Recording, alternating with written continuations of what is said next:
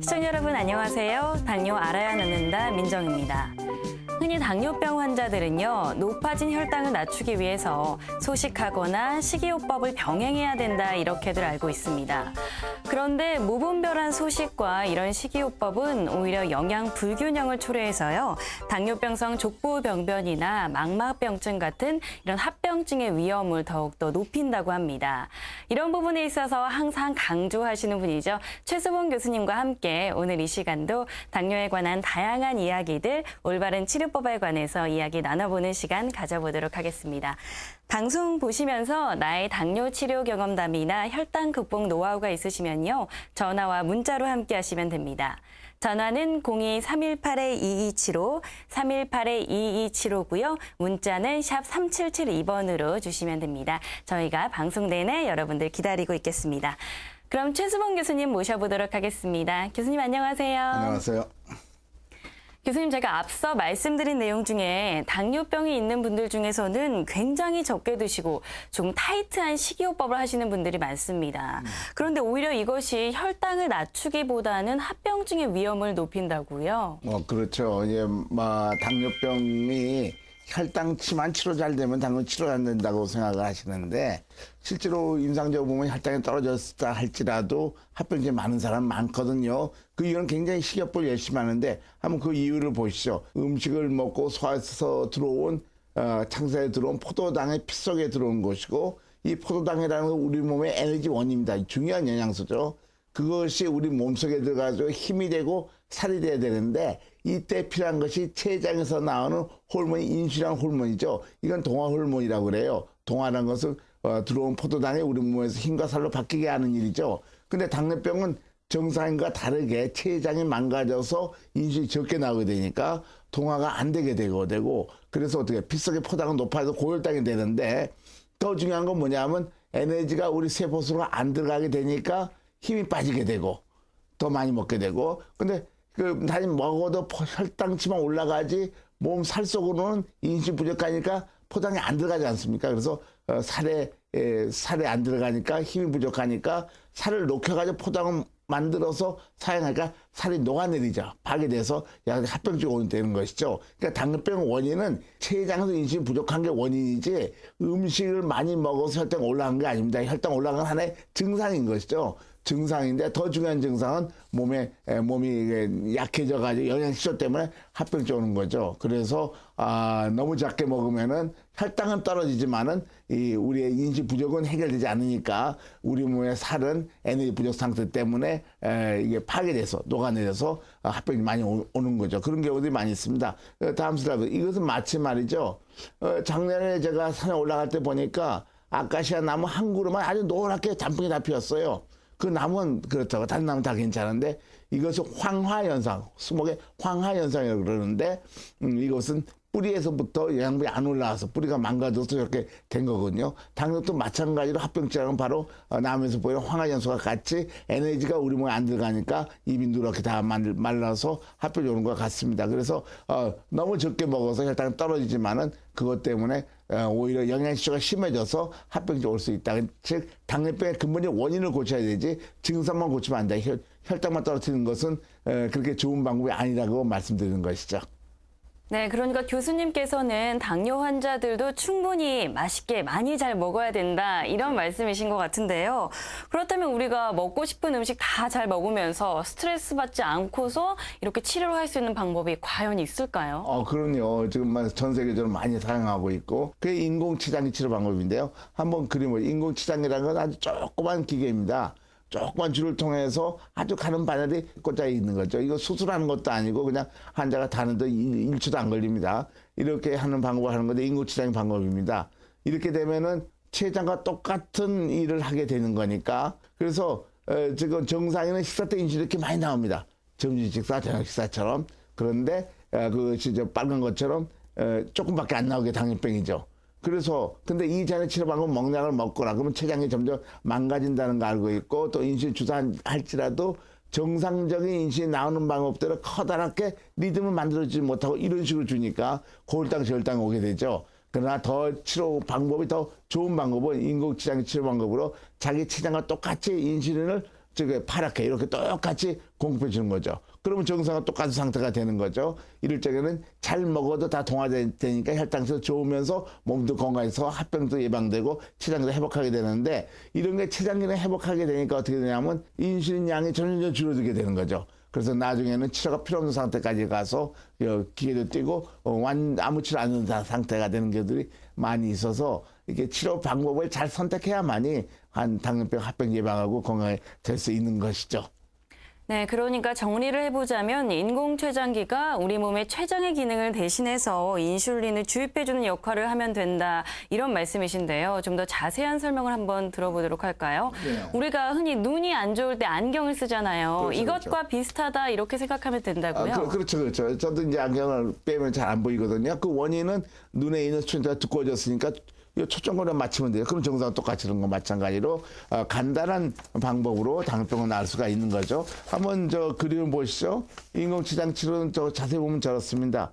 우리 몸에 나오는 것이 인슐린 기초가 나오다가 보통도 나오다가 식사 때 많이 나오고 한 10배 이상 또 이렇게 점심저녁 나오죠. 그걸 똑같은 방식으로 흉내내는 기계, 그 인공치장기 치료 방법입니다. 그러니까 만약 지금 말씀하신 대로 눈이 나빴을 적에 안경 끼는 것처럼 그 잘못된 점을 교정만 해주면은 정상 똑같이 되는 거죠. 정상 똑같이 살 수 있는 거죠. 그걸 바로 인공치장기 치료의 원리입니다. 네. 교수님 그런데요. 네. 우리가 흔히 알고 있는 적극적인 인슐린 주입 방법으로는 인슐린 주사를 많이들 알고 있습니다. 네. 인공췌장기 치료와 인슐린 주사 언뜻 들었을 때는 비슷할 것 같거든요. 네. 근데 아주 다른 치료 방법입니다. 정말 다른 치료 방법입니다. 그러니까 전 세계적으로도 다르다는 게 알려져 있죠. 그 이유는 스웨덴에서 나온 유명한 결과가 있습니다. 이게 세계적인 논문으로 나와 있는데요. 18,000명에 대해서 한쪽은 인슐린펌프 치료하고 한쪽은 기존 치료를 해가지고 7년 동안 18,000 보니까 어떻겠습니까? 생존율이요. 인공지능 치료가 훨씬 더 높죠. 총 생존율보다 큰 차이가 나죠. 이것은 뭐냐면 같은 인슐린을 치료한다지만은 인슐린 주사요법은 더 많이 사망하고 합병증이 많이 와서 인공치장기는 오히려 더 오래 생존한다는 것이 합병이 적어서 확실히 임상 결과가 밝혀져 있습니다. 결과로서.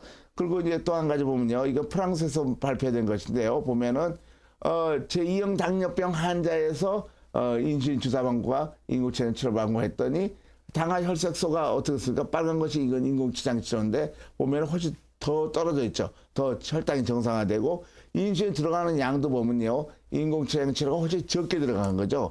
인슐린이 적게 들어가면서도 기존의 치료 방법보다도 혈당이 더 떨어졌으니까 인슐린 저항성도 좋아진다. 더 좋은 치료라는 것이 확실히 임상 결과가 전 세계에 밝혀져 있어 주사 방법과 인공치장 치료는 이 말부터 완전히 다른 처음부터 다른 치료 방법을 아시면 되겠습니다.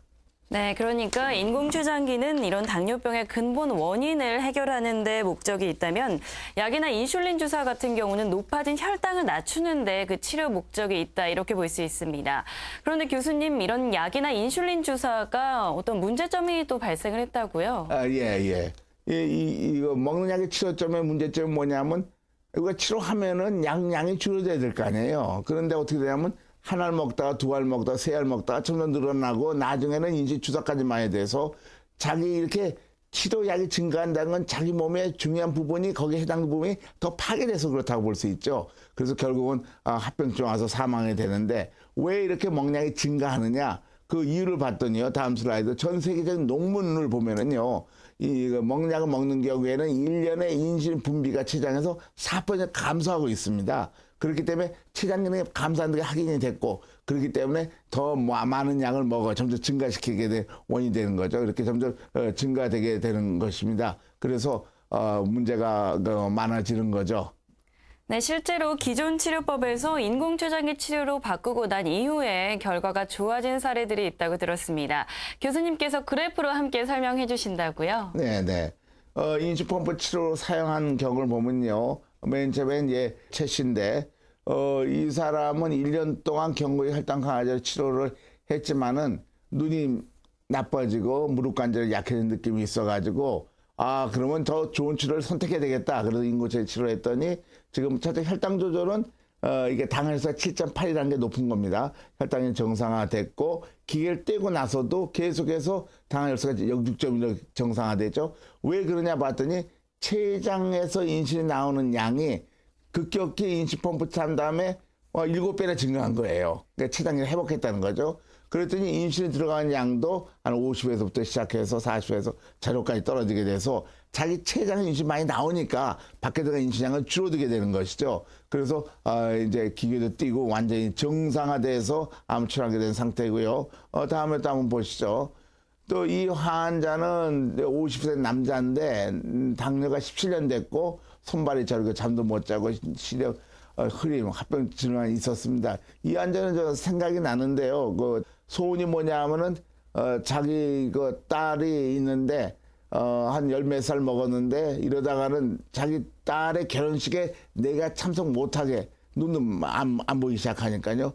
굉장히 슬퍼 불안했던 분인데 인공췌장을 달았어요. 그래서 23개월 만에 치료도 안 하는 상태까지 바뀌어서 인공췌장 떼고 완전히 정상화됐죠. 식사는 물론 잘하고 있고요. 저것도 맨 처음 보면 당혈수가 굉장히 높았다가 인슐린 펌프 달기 시작해가지고 5.5, 6.5 정도 되다가 기계를 뗀 다음에 계속 정상이죠. 아무 치료 안 했는데도 이어도 무슨 일을 벌였냐 그랬더니 췌장 기능이 회복을 했고 또 인슐린 들어간 양도 108에서 췌장 기능 회복하니까 제로까지 떨어져가지고 인슐린 펌프도 떼고 아주 정상화 살고 있는 그런 일입니다. 이런 것도 전 세계 학술지에 많이 보고가 되고 있습니다. 네, 당뇨 알아야 낫는다 함께하고 계십니다. 방송 보시면서 나의 당뇨 이야기나 혈당 극복 노하우가 있으시면요. 전화와 문자로 참여해 주시면 됩니다. 전화는 02-318-2275, 318-2275고요. 문자는 샵 3772번으로 활짝 열어놨습니다. 당뇨하면 합병증을 빼놓을 수가 없는데요. 오랫동안 합병증으로 고생을 하시다가 인공췌장기 치료 이후에 건강을 되찾은 분이 있다고 해서 저희가 만나보고 왔습니다. 어떤 분인지 화면으로 함께 보시죠. 당뇨와 함께한 지 언 40년. 안녕하세요. 네, 안녕하세요. 어서 오세요. 공경식 씨의 당뇨 이야기 함께합니다. 집사람. 공경식 씨에게 당뇨가 찾아온 건 무려 40년 전. 30대 초반이라는 젊은 나이에서부터 당뇨와 동행 중이라고 하는데요. 43년이 됐네. 43년. 네. 그때 그 발견 당시는 그 뭐 몸도 뭐 좋고 그랬는데 조갈이 나요. 예? 조갈. 어떤 그 목이 마른다고. 목이 말한다고요? 목이 마르고 조갈이 조갈이라는 건 입이 자꾸 마른다는 얘기예요. 당시 당뇨에 대해서 잘 알지도 못했을 뿐 아니라 평소 건강을 자신했기 때문에 평소와는 다른 목마름이 계속됐지만 당뇨라고는 전혀 상상도 하지 못했답니다. 마셔도 채워지지 않는 갈증. 조갈이 나니까 이제 자꾸 물을 먹을 거 아니에요. 예. 그러니까 물만 먹을 수가 없으니까 여름인데 수박을 사다가 이제 깨서 넣고 또 얼음도 넣고 이제 뭐 설탕도 넣고 이제 이래가지고 계속 이렇게 퍼 먹었어요. 그러는 중에 이제 그 친구가 와서 조갈이 나서 이렇게 먹는다. 그랬더니 그 친구가 이게 너 당뇨다. 당뇨 판정을 받고 약을 복용하기 시작한 공경식 씨. 하지만 나아질 거라는 기대와는 달리 건강은 점점 안 좋아지기 시작했답니다. 처음에 그 무슨 약인지 모르지만 한 반알 정도 이제 약을 먹고 지내다가 그게 조금 오래 가니까 이 당이 자꾸 올라가서 그 한 알 먹.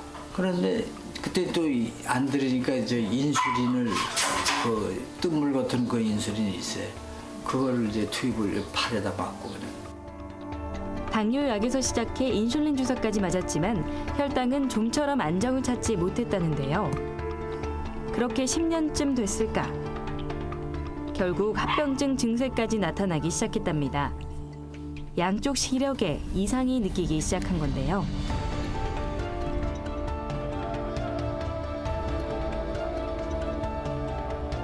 이게 저 나무 잎이 이 그 벌레 먹으면 이렇게 구멍이 나잖아. 그런 거 모양 그렇게 보여. 왜 이렇게 이상하게 보여. 이거 피가 나오니까. 그래가지고 이제 안과를 가니까 이거 망막이다 이거야.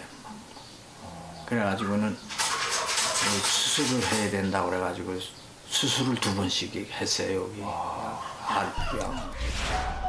과연 공경식 씨의 건강은 괜찮은 걸까요? 그로부터 30년 후 산에 오르는 발걸음이 가볍고 힘차 보입니다. 아유, 오늘 늦으셨어? 네? 더운데 늦으셨어. 늦은 게 아니라 이제 촬영하러 왔습니다. 아, 그래요? 예. 예, 내려가세요. 네. 매일 아침 2시간씩 산을 오른다고 하는데요. 30년 전 당뇨로 인해 건강에 이상 신호가 나타나기 시작했던 분 맞나요? 아버님 엄청 빠르시네요. 요 페이스를 하는 거야, 내가 가는 대로. 쭉이요. 예. 힘들어요. 그때 뭔가를 꺼내시는데요. 이거 아니면은 난 갔어. 이게 별거 아닌 것 같은데 이게 사실은 이것 때문에 건강을 찾으신 거예요? 그렇죠. 아니 정상적으로 해야지. 인슐린이 다 분비가 되니까 잘 되니까.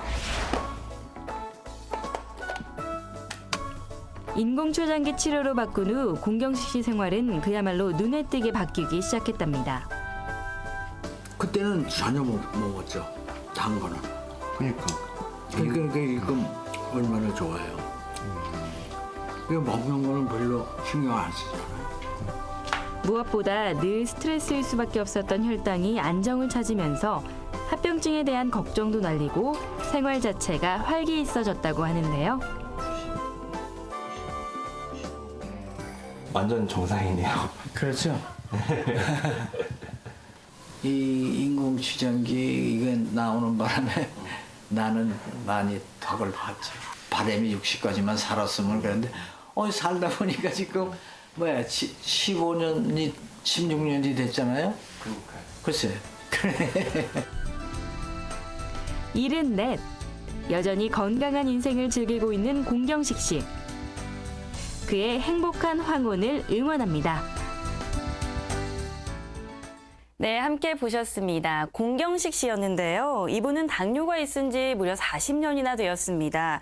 10년 동안은 약으로 혈당을 조절하시다가 건강이 안 좋아지고 또 합병증이 오면서 인공췌장기 치료로 바꾼 분입니다.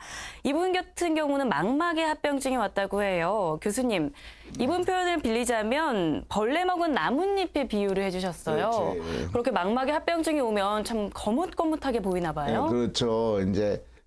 이게 이제 영양실조가 오게 되면은 파괴가 되는 거죠. 눈에 있는 망막술도 파괴되니까 망막이 정상이면 왼쪽 그러니까 이렇게 잘 보이는데 우리 눈에 있는 망막증이 되면 혈관도 파괴되고 그러니까 중간중간이 다 파괴되죠. 그러니까 망막술이 없어지니까 그 벌레가 나무 이런 것처럼 거뭇거뭇하게 보이게 되는 거죠. 이게 망막증은 결국은 후천성 실명에 생활 때는 실명이 잘 보였는데 나중에 실명된 거에 가장 많은 원인이 당연히 망막증입니다. 특히 이런 경우 보면은 너무 작게 먹으면서 혈당을 떨어뜨렸던 사람들이 그런 경우를 많이 보게 돼요. 혈당을 작게 먹어 혈당 떨어뜨리면 영양소가 더 많이 오는 거죠. 그래서 당뇨 치료는요. 당뇨 치료하는 치료 방법이 있고 혈당만 떨어뜨리는 치료 방법이 있고 그렇습니다. 환자가 잘 구별하셔야 돼요. 당뇨병을 치료해야지 혈당을 떨어뜨리는 것은 아주 또 다른 문제가 되는 거죠. 그래서 이제 합병증이 어떻게 되느냐 전 세계적 학술지에 보면요. 망막증 보니까 인시펌프 달고 인시펌프 치지 않았던 환자 기존 인시치료와 인공치료 치료 봤더니 한 10년 정도 봤어요. 9년 6개월 동안 봤더니 어떻게 됐습니까?